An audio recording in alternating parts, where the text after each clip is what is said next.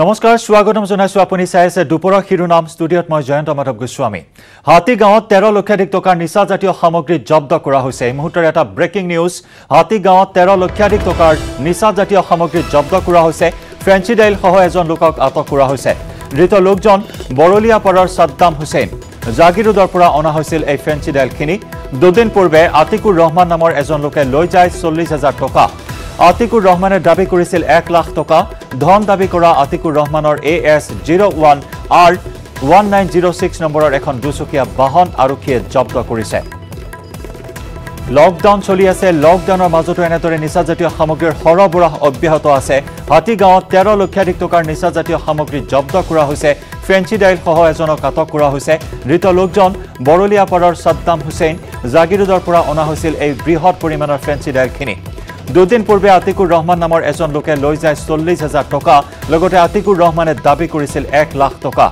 ধন দাবী কৰা আতিকুৰ ৰহমানৰ AS01R 1906 নম্বৰৰ এখন দুচকীয়া বাহনো জব্দ কৰে আৰক্ষীয়ে 13 লক্ষাধিক টকাৰ ফ্ৰেঞ্চিডাইল মহানগৰীত জব্দ কৰা হৈছে আৰক্ষীৰ বৃহৎ সফলতা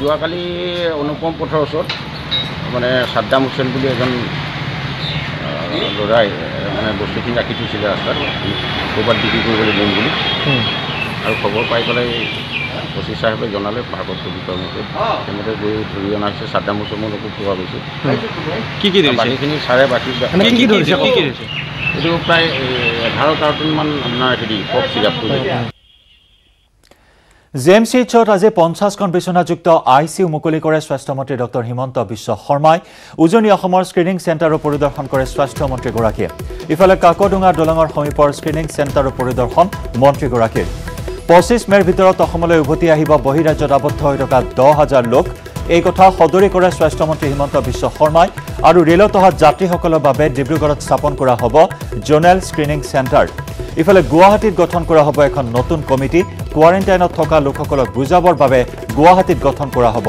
এই কমিটিখন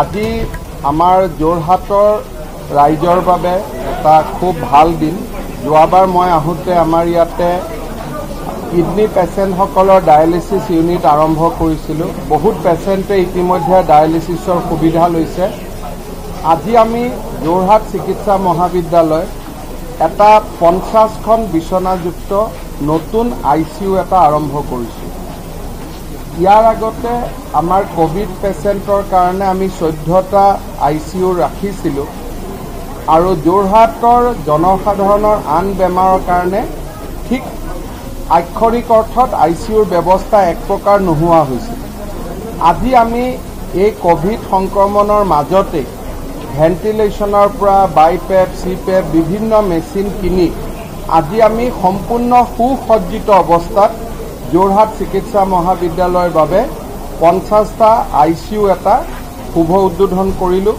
পীযুষ হাজৰিকা ডাঙৰীয়া আছিলে তপন গগৈ আছিলে কামাখ্যা প্ৰসাদ তাছা ডাঙৰীয়া আছিলে ডিসি আমাৰ প্ৰিন্সিপাল গোটেই সকলৰ উপস্থিতিত আৰু এইটো যোৰহাট ৰাইজৰ অকল কোভিড বুলি নহয় বহুদিনীয়া সমস্যা এটা সমাধান হ'ল বুলি মই আশা কৰিছোঁ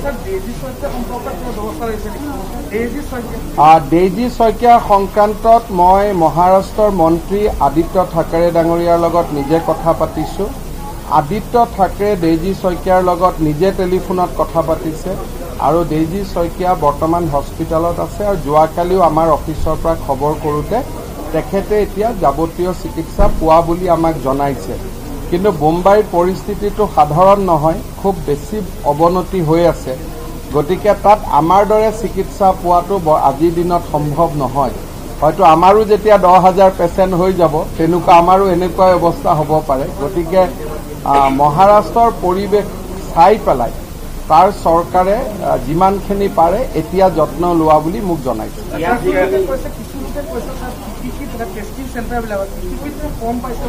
তেনেকুৱা কথা একো নহয় মই আমাৰ ডিসি সকললৈকে আমি নিৰ্দেশ দিছোঁ অসমত আমাৰ 3 লাখ পিপি কিট আছে গতিকে পিপি কিটৰ সমস্যা একো নাই কিন্তু এটা পিপি কিটৰ অপব্যৱহাৰো হ'লে পিছত জৰুৰী সময়ত আমি নাপাম সেইটো কাৰণে আমি এইটোৱে কৈছোঁ যে এইবিলাক যিহেতু সহজলভ্য বস্তু নহয়, যাক প্ৰয়োজনীয় তাক তিনিটাকৈ দিয়ক, কিন্তু যাক অপ্ৰয়োজনীয় তাক দিয়াটো কোনো প্ৰয়োজন নাই। গতিকে যিমানখিনি শিথিল আৰু সহজভাৱে আমাৰ চিকিৎসকসকলক PPE কিট দিব লাগে সিমানখিনি আমি দি থোৱা আছে। আৰু কোন প্ৰিন্সিপালেনো নিজৰ ষ্টুডেণ্টক PPE কিট নিদিব? গতিকে মই ভাবোঁ যে এইবিলাক যেতিয়া কিবা এটা লাগে কাৰণে কৰা হয়, কিন্তু সকলোৱে ইয়াত অসুবিধা হ'ব নালাগে। কাৰণ মইতো এতিয়া গোটেই মেডিকেলখন ঘূৰি আহিলোঁ, এজনেওতো মোক কোৱা নাই যে ছাৰ আমাক PPE কিট দিয়া নাই বুলি। এতিয়া আমাৰ কাৰণে বহুত ডাঙৰ প্ৰত্যাহ্বান এটা হ'ব যে 12 তাৰিখৰ পৰা ৰেল চলিব। ৰেল চলাৰ লগে লগে প্ৰতিখন ট্ৰেইনত 12,000 মানুহ আহিব। 25 তাৰিখৰ আগতে প্ৰায় 10,000 নতুন মানুহ অসমত সোমাব। গাড়ী ট্ৰেন্সপৰ্টবিলাক বেলেগ। এতিয়া এটা বিতৰ্ক হয় মানুহ আনিব নালাগে, কিন্তু আমি কোনো মানুহ আনা নাই, ঘৰৰ মানুহে ঘৰত উভতি আহিছে। এতিয়া সেই ৰাজ্যৰ পৰা লাহে লাহে মানুহবিলাকক পঠাই দিয়া হৈছে যে আপোনালোক যাওক গৈ নিজৰ ঘৰত, কাৰণ আমাৰ পেচেণ্টখিনিক আমি চাব লাগে, আমাৰ মানুহখিনিক আমি চাব লাগে।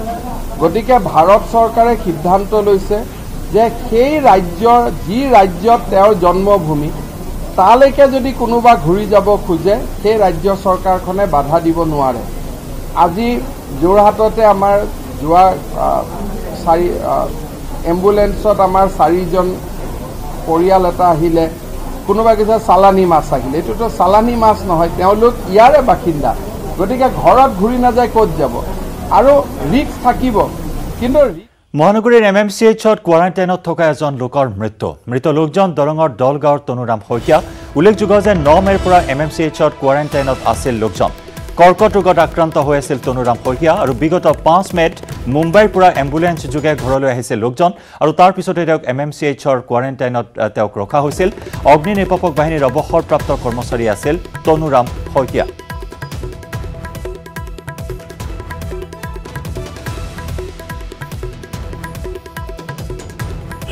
তেওঁৰ কৰ্কট ৰোগ আছিলে। যোৱা মাৰ্চৰ 15 তাৰিখে বম্বেত গৈছিলে। বম্বেত চিকিৎসা হৈ আছিলে। চিকিৎসা হৈ থকাৰ পিছত লকডাউন হ'ল। লকডাউনৰ কাৰণে আহিব নোৱাৰাতে এফালে মানে লকডাউনৰ কাৰণে অলপ অসুবিধা হ'ল। হোৱাতে আমি বম্বেৰ পৰা 5 তাৰিখে এম্বুলেন্সে লৈ আনিলোঁ। লৈ অনাৰ পিছত তেওঁলোকে আমাক সৰুসজাত সুমিয়াই দিলে। সৰুসজাত টেষ্ট কৰিলে। টেষ্ট কৰাৰ পিছত মহেন্দ্ৰ মোহন হস্পিটেলত কোৱাৰেণ্টাইনৰ কাৰণে দিলে। কোৱাৰেণ্টাইনত দিলে, যিহেতু দিয়াৰ পিছত যিজন অলপ মানে কৰ্কট ৰোগী, যিহেতু চিৰিয়াছ পেচেণ্টে, তেওঁলোক তাতে ইয়াতে আমি মোৰ ভতিজা এজনো আছে লগত, মানে মৃতকৰ পুত্ৰ, সৰু পুতেক। তেওঁ মানে কি অভিযোগ কৰা, তেওঁ কৈছে ভিতৰৰ পৰা যে আনা দিনৰ পৰা কোনো ধৰণৰ তাৰমানে প্ৰিলিমিনাৰী চিকিৎসা অকণমানো কৰা নাই। নকৰাৰ কাৰণে হয়তো আজি এনেকুৱা অৱস্থা হ'ল, আমি দাদাক হেৰুৱাব লগা হ'ল। এইখিনি আমাৰ অলপ অভিযোগ আছে। যিহেতু তেওঁলোকে ডক্টৰ নাৰ্ছে কৰিছে সন্মুখৰ পৰা, যিখিনি কৰিছে সেইখিনিও আমিও চেলুট জনাইছোঁ কৰোণাৰ কাৰণে। কিন্তু ভিতৰত কি হৈ আছে এতিয়া আমি মোৰ ভতিজাজন থকাৰ কাৰণে গম পালোঁ। হয়তো মোৰ দাদাৰ ক্ষেত্ৰত নহয় আৰু বেলেগৰ ক্ষেত্ৰত যাতে নহয়, এইখিনিকে মই কামনা কৰিছোঁ। আৰু পৰৱৰ্তী অংশলৈ যোৱাৰ পূৰ্বে দুপৰৰ শিৰোনামত সময় হৈছে এটি চমু বাণিজ্যিক বিৰতিৰ। প্ৰেছ আখ্যা শিলচৰৰ বিধায়ক দিলীপ পালৰ। আজমিৰৰ পৰা বাছেৰে উভতি অহা ঘটনাক এক ষড়যন্ত্ৰ বুলি মন্তব্য কৰে বিধায়কগৰাকীয়ে। আজমিৰৰ পৰা কাছাৰৰ 45 গৰাকী যাত্ৰীক এখন বাছত লৈ অহা হৈছিল। আজমিৰৰ পৰা কৰোনা আনি বৰাকত বিয়পোৱাৰ ষড়যন্ত্ৰ একাংশৰ। এক বিশেষ জনগোষ্ঠীয়ে কাশ্মীৰ সহ বিশ্বত ষড়যন্ত্ৰ চলোৱাৰ গুৰুতৰ অভিযোগ উত্থাপন কৰে বিধায়ক দিলীপ পালে।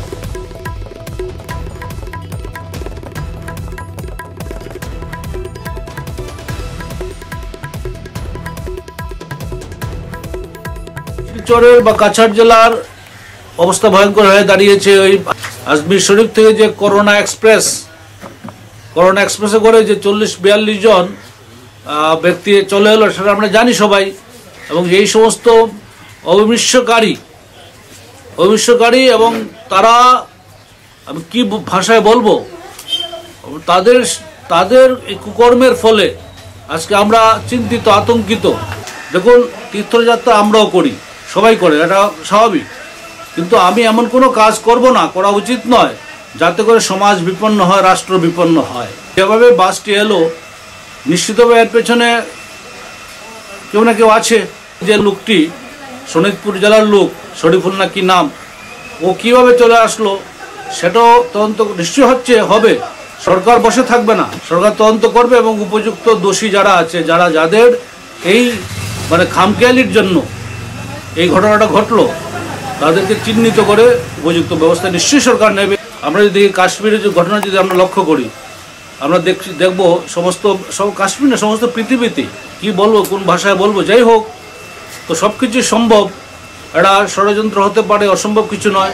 ডক্টর হিমন্ত বিশ্ব শর্মা বলেছিলেন যে তবলিগি জামাতরা এটা মানব বোমা। কারণ মানব বোমা বলেছেন এই অর্থে যে যখন মানব বোমা নিজে ধ্বংস হয়, কিন্তু সেই সঙ্গে অন্যকেও ধ্বংস করে। আমি সেটাই রিপিট করছি, তোর সঙ্গে একটু সংশোধন করব। ওরা মানব নয়, এরা মানব নামের যোগ্য নয়। মানবিকতা বোধ যারা আছে সেই মানব, তাদের মানবিকতা বোধ নেই, তারা অসভ্য, বর্বর, এগুলি বলতে আমার কোনো দ্বিধা নেই। আৰু মঙলবাৰৰ পৰা অৰ্থাৎ কাইলৈৰ পৰা পুনৰ আৰম্ভ হ'ব যাত্ৰীবাহী ৰেলৰ চলাচল কৰিব মুঠ 30খন যাত্ৰীবাহী ৰেল। নতুন দিল্লীৰ পৰা ডিব্ৰুগড়লৈ চলিব ৰেল, আগৰতলালৈ চলিব বিশেষ ৰেল সেৱা। আজিৰে পৰা আৰম্ভ হ'ব ৰেলৰ টিকট বুকিঙৰ প্ৰক্ৰিয়া। অনলাইন যোগে বুকিং কৰিব পাৰিব টিকট। বিয়লি 4 বজাৰ পৰা যাত্ৰীয়ে কৰিব পাৰিব টিকট বুকিং। ইয়াৰ বাবে এটা ৱেবছাইট দিয়া হৈছে। ৱেবছাইটটো হৈছে www.irctc.co.in। এই ৱেবছাইটটোত অনলাইন যোগে টিকট বুকিং কৰিব পাৰিব। যাত্ৰীয়ে ক্ৰয় কৰিব নোৱাৰিব অফলাইন টিকট, কিয়নো বন্ধ থাকিব ৰেল ষ্টেচনৰ টিকট কাউণ্টাৰ। ৰেল যোগে যাত্ৰাৰ সময়ত মাস্ক পৰিধান কৰাটো বাধ্যতামূলক।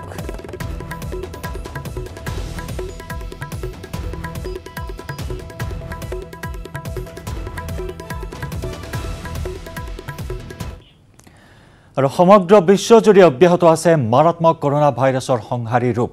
বিশ্বত কালৰূপী কৰোনা ভাইৰাছৰ গ্ৰাসত পৰিছে বৰ্তমান 41,80,045 গৰাকী লোক। আৰু কৰোনা ভাইৰাছে এই পৰ্যন্ত বিশ্বজুৰি প্ৰাণ লৈছে 2,83,850 জন লোকৰ।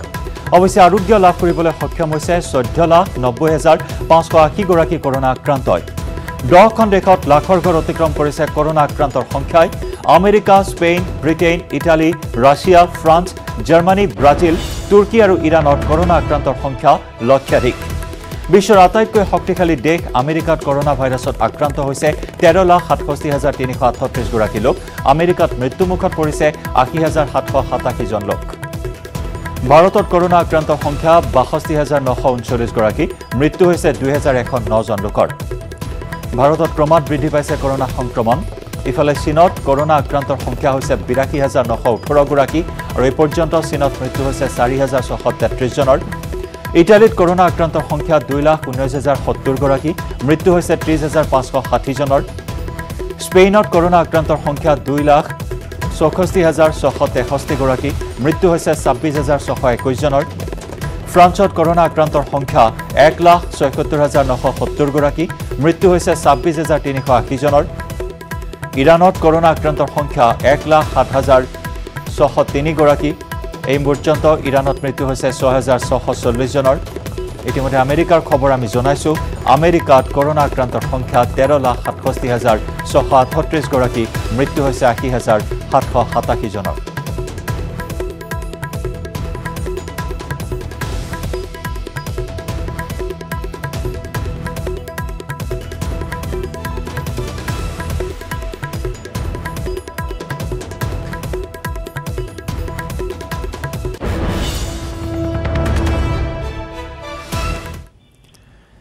বিশিষ্ট শিল্পী সাহিত্যিক গোকুল পাঠকৰ দেহাৱসান। দেওবাৰে নিশা প্ৰায় 8:30 বজাত বৰপেটাৰ অংকুৰাম হাস্পতালত শেষ নিশ্বাস ত্যাগ কৰে সাহিত্যিকগৰাকীয়ে। মৃত্যুৰ সময়ত সাহিত্যিকগৰাকীৰ বয়স আছিল 95 বছৰ। গোকুল পাঠক একেৰাহে বিষ্ণুৰাভা বঁটা প্ৰাপক, সাহিত্যিক পেঞ্চনাৰ, সত্ৰীয়া কৃষ্টি সংস্কৃতিৰ সাধক, লোকসংগীতৰ সাধক, লোকসংগীত শিৰোমণি, সাহিত্যিক, সাংবাদিক, শিল্পী, অভিনেতা আছিল। বিগত কেইবাদিন ধৰি নিজ গৃহত অসুস্থ হৈ পৰা সাহিত্যিকগৰাকীক শুকুৰবাৰে চিকিৎসালয়ত ভৰ্তি কৰোৱা হৈছিল। শনিবাৰে বিজেপিৰ ৰাজ্যিক সভাপতি ৰঞ্জিত কুমাৰ দাস চিকিৎসালয়খনত উপস্থিত হৈ শিল্পীগৰাকীৰ স্বাস্থ্যৰ বুজ লৈ যোৱাৰ পিছতেই মুখ্যমন্ত্ৰী সৰ্বানন্দ সোণোৱালে গোকুল পাঠকৰ চিকিৎসাৰ ব্যয় বহনৰ সিদ্ধান্তৰ কথা জনাইছিল। গোকুল পাঠকৰ মৃত্যুৰ খবৰ লাভ কৰাৰ পিছতেই সমগ্ৰ ৰাজ্যত পৰিছে গভীৰ শোকৰ ছাঁ। গকুল পাঠকৰ মৃত্যুত অসম সাহিত্য সভা, বৰপেটা সত্ৰৰ বুঢ়া সত্ৰীয়া বশিষ্ঠ শৰ্মা, বৰপেটাৰ বিধায়ক গুণীন্দ্ৰনাথ দাস, বিজেপিৰ ৰাজ্যিক সভাপতি ৰঞ্জিত কুমাৰ দাসে গভীৰ শোক প্ৰকাশ কৰে। সোমবাৰে ৰাজ্যিক মৰ্যাদাৰে শেষকৃত্য সম্পন্ন হ'ব সাহিত্যিকগৰাকীৰ। আমাৰ সকলোৰে শ্ৰদ্ধাৰ গোটেই অসম গোটেই ভাৰতবৰ্ষৰ সকলোৰে শ্ৰদ্ধাৰ শিল্পী সাহিত্যিক সাংবাদিক গকুল পাঠকদেৱৰ জীৱনাখন ঘটিছে প্ৰায় 8:35 বজাত। তাৰপিছতে আমি কথাখিনি আমাৰ অসম চৰকাৰৰ মাননীয় মুখ্যমন্ত্ৰী মহোদয়ক ততাতৈয়াকৈ জনাওঁ আৰু তাৰপিছত মাননীয় মুখ্যমন্ত্ৰী মহোদয়ে তেখেতৰ ৰাজ্যিক পৰ্যায়ৰ অন্ত্যেষ্টিক্ৰিয়া কৰাৰ কাৰণে আমাক নিৰ্দেশ দিছে। COVID-19ৰ ক্ষেত্ৰত যিটো ছ'চিয়েল ডিষ্টেঞ্চৰ ব্যৱস্থা আছে সেইটো মেইনটেইন কৰি পেলাই আমি ৰাজ্যিক মৰ্যাদাৰে তেখেতৰ অন্ত্যেষ্টিক্ৰিয়া সম্পন্ন কৰিম। তেখেতে যিখিনি কাম কৰি গৈছে অসমৰ কাৰণে বা সাহিত্য সংস্কৃতিৰ কাৰণে সেইখিনি অসম চৰকাৰৰ তৰফৰ পৰা যাতে সংগ্ৰহ কৰে বা এটা গকুল পাঠকৰ স্মৃতিত সংগ্ৰহালয় স্থাপন কৰে, এই ক্ষেত্ৰত অসম চৰকাৰৰ মাননীয় মুখ্যমন্ত্ৰী মহোদয়ক পৰিয়ালৰ তৰফৰ পৰা তথা বৰপেটাৰ এজন যুৱক হিচাপে বা তেখেতৰ নাতি হিচাপে মই অনুৰোধ কৰিছোঁ। কলিয়াবৰত প্ৰধানমন্ত্ৰী কৃষক সন্মান নিধি আঁচনিত ব্যাপক দুৰ্নীতি। ৰধলা গাঁও পঞ্চায়তত কৃষকৰ চৰকাৰী আঁচনিক লৈ দুৰ্নীতিৰ অভিযোগ স্থানীয় ৰাইজৰ। হিতাধিকাৰীৰ তালিকাত প্ৰকৃত কৃষকৰ বিপৰীতে অন্তৰ্ভুক্ত হৈছে একেটা পৰিয়ালৰ একাধিক সদস্যৰ লগতে চাকৰিয়াল ছাত্ৰ বৃদ্ধৰ নাম। ৰধলা গাঁও পঞ্চায়তৰ ৩ নম্বৰ ৱাৰ্ডৰ সদস্যা অনিতা শইকীয়া ওৰফে জানমণিৰ বিৰুদ্ধে দুৰ্নীতিৰ অভিযোগ উত্থাপন কৰিছে স্থানীয় ৰাইজে। ৰধলা গাঁও পঞ্চায়তৰ ৩ নম্বৰ ৱাৰ্ডৰ সদস্যাৰ পৰিয়ালৰ সদস্য তথা মাতৃৰ পৰিয়ালৰ সদস্যৰ নামো প্ৰধানমন্ত্ৰী কিষাণ সন্মান নিধিৰ তালিকাত সন্নিৱিষ্ট হোৱাত গাঁওবাসীয়ে প্ৰকাশ কৰিছে তীব্ৰ ক্ষোভ। প্ৰধানমন্ত্ৰী কৃষি সন্মান যোজনাৰ অধীনত যি কৃষি ঋণ দিছে সেই কৃষি ঋণখিনি আমাৰ এই ৱাৰ্ডত বৰ খেলি মেলি কৰিছে তেওঁলোকে। আমাৰ ইয়াৰ যিগৰাকী ৱাৰ্ড মেম্বাৰ আছে তেখেতে কি কৰিছে একে ঘৰতে মানে ৪-৫টাকৈ দিছে, কিন্তু আচল যি কৃষক খেতিয়ক তেওঁলোকে সেই টকাটো পোৱা নাই, তেওঁলোকৰ নামত দিয়া নাই। ৱাৰ্ড মেম্বাৰ অনিতা শইকীয়াই কি কৰিছে সাজপানীৰ তেওঁৰ পিতৃ মণ্টু বৰা, মাতৃ কুঞ্জমাই বৰা এইসকলকো তেওঁ কি কৰিছে, তেওঁ এই চামগুৰি সমষ্টি তেওঁলোককো দিছে। তেওঁলোকৰ স্বামী প্ৰবীণ শইকীয়া, মোমায়েক জিতেন শইকীয়াই APBNত চাকৰি কৰে, মামীয়ে কিলা শইকীয়া, পুত্ৰ পৰাগজ্যোতি শইকীয়া BSNLত কৰে। একে ঘৰতে 4জন 5জন 6জন তেনেকৈ পাইছে। মিতিৰ কুটুমলৈ গৈছে, কোনোবা শাহুৱেকে পাইছে, কোনোবা জোঁৱাইকে পাইছে, কোনোবা খুংখালীয়েকে পাইছে। আনকি আমাৰ ৱাৰ্ডত নথকা মানুহেও পাইছে আৰু বেলেগ সমষ্টি চামগুৰি সমষ্টিৰ মানুহ আহি আমাৰ ইয়াত সোমাইছে, তেখেতসকলে পাইছে। ৰঙিয়াৰ প্ৰতিভাৱান ছাত্ৰ সমৰজ্যোতি ভাগৱতীৰ নতুন সৃষ্টি। উদ্ভাৱনী প্ৰতিভাৰ পৰিচয় দি সাজি উলিয়াইছে স্বচ্ছতাৰ ক্ষেত্ৰত আধুনিক প্ৰযুক্তিবিদ্যাৰ এক মডেল। ৰঙিয়াৰ চাৰ স্কুলৰ দ্বাদশ শ্ৰেণীৰ ছাত্ৰ সমৰজ্যোতিয়ে লকডাউনত সময়ৰ সদব্যৱহাৰ কৰি স্বচ্ছতাৰ বাবে সহায়ক হোৱাকৈ কাৰিকৰী প্ৰযুক্তিসন্মত এই মডেল সাজি উলিয়াইছে। ইয়াৰ জৰিয়তে ডাষ্টবিনত জাবৰ জোঁথৰ ভৰ্তি হ'লে পৌৰ কাৰ্যালয়ত স্বয়ংক্ৰিয়ভাৱে সংকেত বাজিব, যাৰ দ্বাৰা কোনো ঠাইৰ ডাষ্টবিনত কিমান জাবৰ জোঁথৰ জমা হয় সেয়া এই কাৰিকৰী পদ্ধতিৰ দ্বাৰা সংশ্লিষ্ট বিষয়াই কাৰ্যালয়ত বহিয়ে জানিব পাৰিব। ঠিক তেনেদৰে ডাষ্টবিনত জাবৰ নেপেলালে বিদ্যুৎ অথবা পানীৰ সংযোগ কাটি দিয়াৰ ব্যৱস্থা আছে এই পদ্ধতিত। ইয়াৰ পূৰ্বে এই প্ৰতিশ্ৰুতি সম্পন্ন ছাত্ৰজনে কলকাতাত অনুষ্ঠিত বিজ্ঞানৰ প্ৰদৰ্শনীৰ প্ৰতিযোগিতাত অসমক প্ৰতিনিধিত্ব কৰি শ্ৰেষ্ঠ পদক আজুৰি আনিবলৈ সক্ষম হৈছিল। ইয়াৰ উপৰিও বিজ্ঞানৰ বিভিন্ন প্ৰদৰ্শনীমূলক প্ৰতিযোগিতাত ব্যতিক্ৰমী মডেল প্ৰস্তুত কৰি সমৰজ্যোতিয়ে বহুকেইটা পুৰস্কাৰ লাভ কৰি প্ৰতিভাৰ প্ৰমাণ দি আহিছে। ইয়াৰ জৰিয়তে মানে যিবিলাক গাৰ্বেজ ভৰ্তি হৈছে সেই গাৰ্বেজ কিমান হৈছে, কি হোৱা নাই, সেই গোটেই ৰিপৰ্টবিলাক তাৰমানে উচ্চ বিষয়াৰ আগত তাৰমানে ৰিপৰ্টবিলাক প্ৰস্তুত কৰিব পৰা যাব বা মিউনিচিপালিটি তাতে প্ৰস্তুত কৰিব পৰা যাব। যিহেতু বহুত ডাষ্টবিন থাকে, হয়তো কেতিয়াবা তেওঁলোকৰ মিছ হ'ব পাৰে, জানিও হওক বা নাজানাতেও হওক, যাতে সেই গাৰ্বেজবিলাক তেওঁলোকে প্ৰত্যেকটোৰে গাৰ্বেজ তেওঁলোকে উঠাই নিব পাৰে, তাৰ কাৰণে মই এইটো প্ৰস্তুত কৰি ওলাইছোঁ। যিহেতু এতিয়া লকডাউন চলি আছে, চ' লকডাউনটো বহুত দিন হ'ল, এই লকডাউনৰ সময়তে মই এইটো প্ৰস্তুত কৰিলোঁ। আৰু সামগ্ৰী এতিয়া বিশেষকৈ ধৰি লওক যেনেকৈ ইয়াত উডেন বৰ্ড এখন আছে, যিটো আমাৰ পেলনীয়া ধৰি লওক প্লাইবৰ্ড, থাৰ্মকল আছে, এতিয়া কাৰ্ডবৰ্ড আছে, সেইবিলাক আছে। আৰু এইটো ধৰি লওক এই পেন কলমৰ তাৰমানে ষ্টিকটো ইউজ কৰি কিনে ষ্ট্ৰীট লাইটত তাৰমানে পোষ্টাৰ হিচাপে ইউজ কৰিছোঁ সেইবিলাক বস্তুৱে আছে আৰু দেশত দ্ৰুত হাৰত বৃদ্ধি পাইছে কৰোনা আক্ৰান্তৰ সংখ্যা কৰোনা ভাইৰাছ প্ৰতিহত কৰিবৰ বাবে দেশত চলি থকা লকডাউনৰ বাবে বহিৰাজ্যত আবদ্ধ হৈ আছে অসমৰ বহু লোক তামিলনাডুৰ কইম্বাটুৰত আবদ্ধ হৈ আছে অসমৰ 37 গৰাকী ছাত্ৰী Avinashilingam institute for home science and higher এডুকেশ্যনত অধ্যয়ন কৰি আছে ছাত্ৰীকেইগৰাকী লকডাউনৰ বাবে অৰ্থ আৰু খাদ্য সংকটত ভোগা ছাত্ৰীসকলে অসমলৈ অহাৰ ক্ষেত্ৰত সহায় কৰিবলৈ কাতৰ অনুৰোধ জনাইছে ৰাজ্য চৰকাৰক নমস্কাৰ মই সংঘমিত্ৰ শইকীয়া আমি তামিলনাডুৰ কইম্বাটুৰত অধ্যয়ন কৰি আছো আমি অসমৰ বিভিন্ন জিলাৰ পৰা আহি প্ৰায় 2 মাহতকৈ অধিক দিন ইয়াত আবদ্ধ হৈ আছো আমি অসম চৰকাৰৰ ফালৰ পৰা বিচৰা সকলোখিনি নথিপত্ৰ আগবঢ়াইছো লগতে তামিলনাডুৰ প্ৰশাসনৰ লগতো আমি আৰু ইফালে হায়দৰাবাদত আবদ্ধ অসমৰ শ্ৰমিকৰ মাজত লাগিছে হাহাকাৰ খাদ্য আৰু অৰ্থ সংকটত ভুগিছে অসমৰ এইসকল শ্ৰমিকে এতিয়া সহায়ৰ বাবে আবদ্ধ শ্ৰমিকৰ কাতৰ আহ্বান আৰু উপায়ন্তৰ হৈ শ্ৰমিকে যোগাযোগ কৰিলে কণ্ঠশিল্পী কল্পনা পাটোৱাৰী মানুহে তলত কমেন্টছ কৰি কয় বাহিৰৰ পৰা মানুহ অনা বন্ধ কৰক আমি নাখাইতে মৰিব লাগে মানে কি টিভিত নিউজত আমি ঘোষণা কৰিছো মোবাইল নাম্বাৰ দিছো এটা লিংক দিছো হেতু লিংকত ক্লিক কৰক আপোনালোকৰ মেছেজ যাব কিবা যাব ভুল কথা আজি মেছেজ নহয় আজি 9টা 10টা আমি এপ্লাই কৰি আমাৰ ফৰ্ম ফিল আপ কৰি ক্লিক কৰি বহি আছো কোনো ৰিপ্লাই পোৱা নাই কৰোনাত নহয় মানুহ খাবলৈ নাপায় মৰিব নমস্কাৰ আজি ৰাতিপুৱা ভাগত ফোন এটা আহে তেলেংগানা হায়দৰাবাদৰ পৰা অসমীয়াত যুৱকজনে কথা পাতে আৰু তেওঁলোকে নিজৰ বিষয়ে জনায় যে তেওঁলোক অসমৰ পৰা কাম বিচাৰি তেলেংগানাত আজি আছে কেইবা মাহ ধৰি তেওঁলোক আছে আৰু এতিয়া তেওঁলোক ফচি আৰু ইয়াৰ সৈতে সময় হ'ল দুপৰীয়া শিৰোনামৰ পৰা বিদায় লোৱাৰ নমস্কাৰ